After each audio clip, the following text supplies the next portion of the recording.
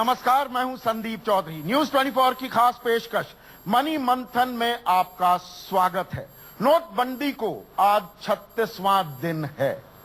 देश भर में मंथन हो रहा है, शहरों में मंथन हो रहा है, कस्बों में मंथन हो रहा है, गांव में मंथन हो रहा है, गली चौराहे पे मंथन हो रहा है, नुक्कड़ पे, गली नुक्कड़ में, चाय की दुकान पर, हर जगह मंथन ही मंथन, सिवाय एक जगह, वो है हमारी संसद। 16 नवंबर को, 8 नवंबर को नोटबंदी हुई, सर्जिकल स्ट्राइक कहा गया या आर्थिक पोखरण कहा गया। उस पर चर्चा के लिए जब हमारा शीतकालीन सत्र शुरू हुआ 16 नवंबर को, तो महज 1.5 दिन चर्चा हुई। उसके बाद कामा विपक्ष कह रहा है प्रधानमंत्री को चर्चा में हिस्सा लेना चाहिए, बताना चाहिए नोटबंदी का यह फैसला क्यों लिया। प्रधानमंत्री देश भर में जनसभाएं कर रहे हैं, लोगों को बता रहे हैं कि नोटबंदी उनके कितने फायदे की चीज है, लेकिन वो संसद में नहीं बोल रहे। उनका तर्क है, उनका दावा है कि विपक्ष उन्हें बोलने नहीं दे रहा। उधर विपक्ष की बात करें तो कांग्रेस के उपाध्यक्ष राहुल गांधी कह रहे हैं कि मुझे भी नहीं बोलने दिया जा रहा, किसी को नहीं बोलने दिया जा रहा, और मैं बोलूंगा तो भूचाल आ जाएगा। आम आदमी की जिंदगी में तो भूचाल आया हुआ है, संसद में चर्चा नहीं हो पा रही है। इसलिए आज हमने ये जन संसद यहां पर एकत्रित की है। हमारे साथ कुछ खास मेहमान, मोहम्मद सलीम सीपीएम के बड़े नेता हैं, सौगत रॉय तृणमूल कांग्रेस के पार्लियामेंटेरियन पार एक्सीलेंस, हमारे साथ Bhupendra Yadav house of elders में हैं युवा पर हाउस ऑफ एल्डर्स में हैं, हमारे साथ गौरव गोगोई कांग्रेस के युवा चेहरा, और नीरज शेखर समाजवादी पार्टी के। ऐसे में भूपेंद्र यादव, पहला सवाल, आप ही हमें बताते हुए थकते नहीं थे जब अरुण जेटली नेता प्रतिपक्ष थे राज्यसभा में, सुषमा स्वराज नेता प्रतिपक्ष लोकसभा में, कि भाई संसद चलाने का दायित्व, जिम्मेदारी तो सत्ताधारी दल की होती है, सत्ताधारी पार्टी की, तो संसद क्यों नहीं चल पा रही? नहीं, आपने बिल्कुल सही कहा कि संसद चलाने का दायित्व सरकार का है। तो सरकार को क्या करना चाहिए? सदन जब पहले दिन राज्यसभा बैठी तो विपक्ष के दल 267 का एक नोटिस लेकर आए, जिसमें 267 का रूल राज्यसभा में यह है कि सदन की सारे विषय तुरंत प्रभाव से स्थगित किए जाए और इस पे चर्चा की जाए। हम तैयार हो गए, चर्चा शुरू हो गई, चर्चा पूरे दिन चल गई। अब तो विपक्ष बताए कि वो चर्चा से क्यों भागे। अगर वो ये कहते हैं कि माननीय प्रधानमंत्री जी चर्चा में आए, तो माननीय प्रधानमंत्री जी भी थे। जिस दिन माननीय प्रधानमंत्री जी प्रश्न, 2 दिन, आप 16 से अब तक, आप सुनिए ना जी, माननीय प्रधानमंत्री जी के सामने भी चर्चा से भाग गए। पहले दिन चर्चा करी, दूसरे दिन फिर चर्चा से भाग गए। तो सरकार तो पूरी तरीके से तैयार है। सरकार यही तो कह सकती है कि भाई हम अपनी सारी कार्यवाही स्थगित करते हैं, आइए चर्चा करें। अब जो चर्चा से भाग रहे हैं वो जवाब दे कि वो चर्चा क्यों गौरव, चर्चा से क्यों भाग रहे हैं? जिम्मेदारी आपके कांधों पर डाल रहे हैं। देखिए, अभी स्वाभाविक होगा कि ये कहेंगे कि विपक्ष चर्चा से भाग रहे हैं और विपक्ष कहेंगे कि सत्ता पक्ष चर्चा से भाग रहे हैं। जनता को देखना है, उनको देखना है कि लोकसभा में इनकी बहुमत है। प्रधानमंत्री आते हैं, एक सुबह आए, जो हमारे पूर्व प्रधानमंत्री डॉक्टर मनमोहन सिंह ने बहुत जोरदार एक भाषण दिया और दोपहर को फिर वो यहां से चले गए। प्रधानमंत्री संसद के बाहर विपक्ष के ऊपर लांछन उठाते हैं कि विपक्ष काले धन के समर्थन में है। विपक्ष की जो अब बोलते हैं कि हम उनको नहीं बोलने दे रहे, भाई वो देश के प्रधानमंत्री हैं, उनमें ये जो विक्टिम कार्ड ये जो प्ले करती है ना बीजेपी, हर चीज में वही। राष्ट्रपति भी यही बात कह रहे हैं, you are gagging the majority. आप मेजॉरिटी की, बहुमत का, उनकी बोलती बंद कर रहे हैं। देखिए, हम बहुमत की हम बोलती बंद कर सकते हैं क्या? ऐसा हुआ है कि 7 विपक्ष के दल वेल में आ रहे हैं, उसके बावजूद भी काम चलता है। तो सत्ता पक्ष, उनकी बहुमत है, बहुमत की तरह वो गवर्न करे, बुलाएं कि वो चर्चा है। अब ये देखिए, लोकसभा की हम बात करते हैं, हमने कितनी हम कोशिश की कि चर्चा हो। हमने बोला एडजर्नमेंट मोशन, सत्ता पक्ष ने बोला नहीं।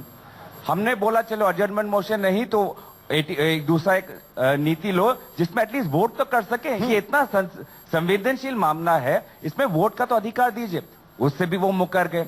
हमने बोला चलो ठीक है, कोई बिना कोई नियम के आप शुरुआत कर दीजिए। हाँ। उस पे भी फिर वो बिना नियम के भी तैयार था विपक्ष, ये बड़ी बात है। भूपेंद्र यादव, उस पर भी आप उल्टा लानत मलानत करने लगे कि नहीं माफी मांगो माफी मांगो। आप चोर दरवाजा ढूंढने लगे। नहीं, हम कोई चोर दरवाजा नहीं ढूंढ रहे। और कांग्रेस का विरोधाभास देखिए। हाँ। खुद अभी हमारे मित्र तरुण गोगोई जी कह रहे हैं, गौरव गोगोई कह रहे हैं कि कभी ना बोलने वाले प्रधानमंत्री मनमोहन सिंह जी ने जोरदार भाषण दिया तो विपक्ष ने सुना ना, तो राहुल गांधी को कौन रोक रहा है? अरे भाई, जब ये खुद ही भाषण दे रहे हैं और खुद ही कह रहे हैं, ये खुद ही कह रहे हैं, हम कोई नहीं रोक रहा। कौन रोक रहा है? कोई नहीं रोक रहा। तो क्यों नहीं बोल रहे प्रधानमंत्री? ये खुद ही कह रहे हैं, हमारे गोगोई साहब कह रहे हैं कि मनमोहन सिंह जी का भाषण जोरदार दिया तो विपक्ष ने सुना ना। अब राहुल गांधी जी का क्या है, वो खुद लाइन में लगे, पैसे लेकर के आकर कह रहे किसी को नहीं मिल रहे। खुद तो कहो भाई मुझे तो मिले। तो कांग्रेस हमेशा से विरोधाभासी बोल रही है, अब हम इनका क्या जवाब दें? प्रधानमंत्री जी अगर इंटरवीन करना चाहते तो खड़े होकर बोलते, प्रधानमंत्री को कोई रोक सकता है? प्रधानमंत्री जी राज्यसभा में आए, खड़े होकर बोलते मैं इंटरवीन कर रहा हूं।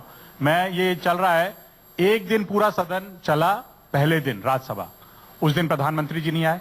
अगले दिन चला, प्रधानमंत्री जी नहीं आए। फिर 12 बजे जब क्वेश्चन डे था उनका, इसलिए वो आए। इसलिए नहीं आए कि वो चर्चा में भाग लेना चाहते थे, इसलिए आए क्योंकि उनको आना पड़ा, क्वेश्चन डे था उनका, इसलिए आए।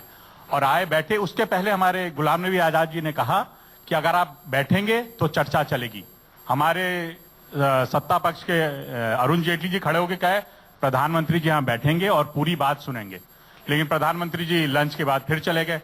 जो भाषण हुआ है, मैं कहना चाहूंगा, जो तरुण जी बोल रहे थे, मनमोहन सिंह जी का भाषण हुआ, हमारे नेता नरेश अग्रवाल जी का भाषण हुआ।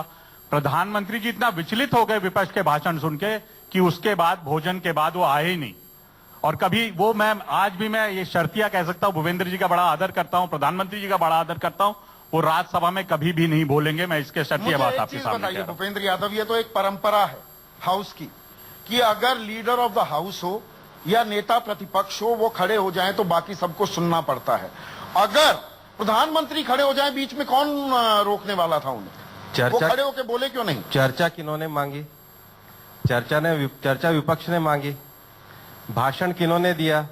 भाषण विपक्ष के नेताओं ने दिया। आपने भी दिया भूपेंद्र जी? नहीं, मेरा तो अभी नंबर ही नहीं आया, आप आने ही नहीं दे रहे। नहीं, पीयूष गोयल साहब बोले, पीयूष जी बोले, सॉरी, प्रधानमंत्री बोलते तो हो जाता। आप सौगत राय जी बैठे हैं, हाँ। क्या इस देश में छोटे छोटे राजनीतिक दलों को बोलने का अधिकार नहीं है? क्या एआईडीएमके नहीं बोले? सुनिए तो सही, क्या डीएमके नहीं बोले? हाँ। क्या शिवसेना नहीं बोले? क्या शिरोमणि अकाली दल नहीं बोले? ये लोग नहीं बोलेंगे? अभी बोलने वाले 22 लोग और हैं। जबरदस्त मेहरबानी करके फिर गुमराह कर रहे भूपेंद्र जी, सब लोग बोल चुके हैं। लोकतंत्र में छोटी आवाज को भी बोलने दो।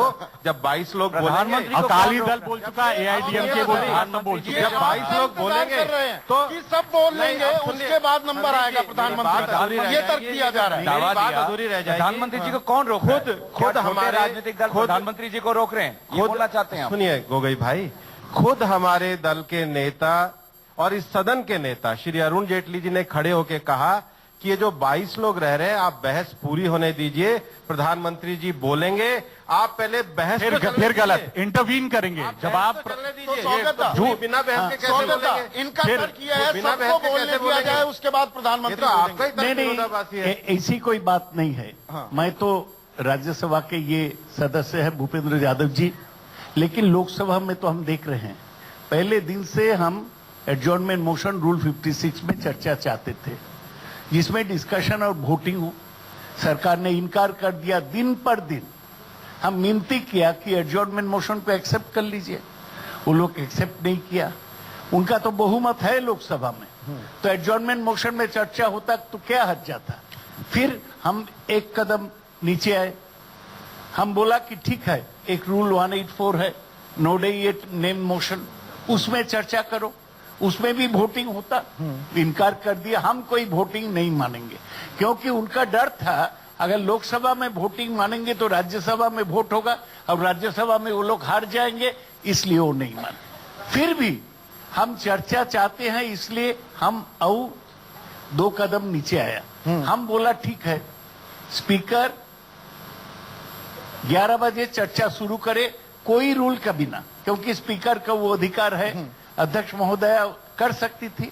शुक्रवार ठीक हो गया कि विरोधी चर्चा शुरू करेंगे, लेकिन जब 11 बजे हाउस बैठा, रूलिंग पार्टी के लोग, बीजेपी के लोग उठ के हल्ला करने लगा, कमोशन लगा दिया। तो मोदी- बीजेपी के कारण शुक्रवार नहीं, आज भी हम लोग तैयार होके हाउस में आए कि चर्चा होगा, कांग्रेस की ओर से चर्चा शुरू करेगा, बीजेपी के लोग एक साथ खड़ा हो गया, चर्चा नहीं होनी। मेरे ख्याल में बीजेपी नहीं चाहते हैं कि ये चर्चा हो। अगर मैं क्योंकि कहूं कि गवर्नमेंट पूरी इन्होंने राजनीतिक wrong जमात चर्चा नहीं चाहती है, मोहम्मद सलीम साहब आप चर्चा ही नहीं चाहते हैं।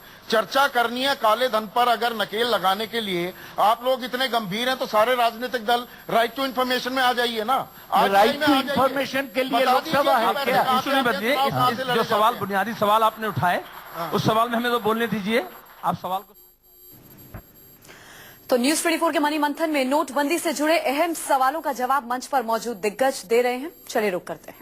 रूल बुक में है और इस सत्र में नहीं, पूरे इस पार्लियामेंट में 16 लोकसभा में एक दिन भी विरोधी पक्ष का वो प्रस्ताव नहीं माना गया। रोजाना आप देखेंगे चर्चा नहीं हो रही, ऐसी बात नहीं है।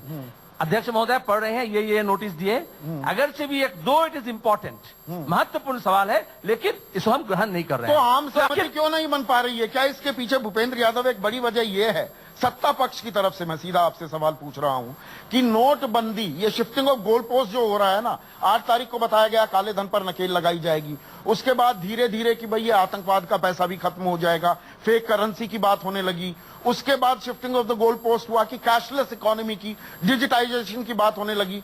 3% लोग कैशलेस ट्रांजैक्शन करते हैं इस देश में। इंटरनेट कनेक्टिविटी 36% है, 100 में से 36 लोगों के पास इंटरनेट कनेक्शन है। आप बात करने लगे डिजिटाइजेशन की। ये shifting of the goal post हो रहा है, इसलिए चर्चा हो तो कैसे हो और किस बात की हो? मैं पहले आपके आंकड़ों को दुरुस्त कर दूं। इस देश में 103 करोड़ से ज्यादा मोबाइल फोन है। इस देश में 40% जो बैंक अकाउंट है वो आधार से जुड़े हुए हैं। इस देश में 117 करोड़ सेविंग अकाउंट है। इस देश में 25 करोड़ जनधन अकाउंट है। इस देश में 14 करोड़ किसान क्रेडिट कार्ड है। इस देश में अर्थव्यवस्था का एक ऐसा तंत्र खड़ा हुआ है जिसमें हम डिजिटल इकोनॉमी की ओर जा सकते हैं।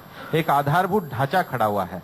दूसरी बात मैं आपको कहना चाहूंगा, डिजिटाइजेशन के लिए आप नोटबंदी मेरे हुई को थी, आंकड़े काले दे रहे धन हैं, को आप तो रोकने के आंकड़े दे रहे थे ना। हाँ। इस देश के 100% लोग जो वोटिंग मशीन का प्रयोग करके वोट देते हैं, तो टेक्नोलॉजी इस देश में कोई नई नहीं है। ये काले धन को रोकने के लिए नोटबंदी आई अब थी, डिजिटाइजेशन के लिए। संदीप जी आप पूरी बात सुनिए ना।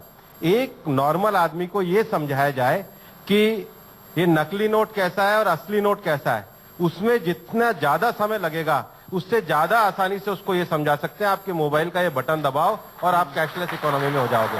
आप जो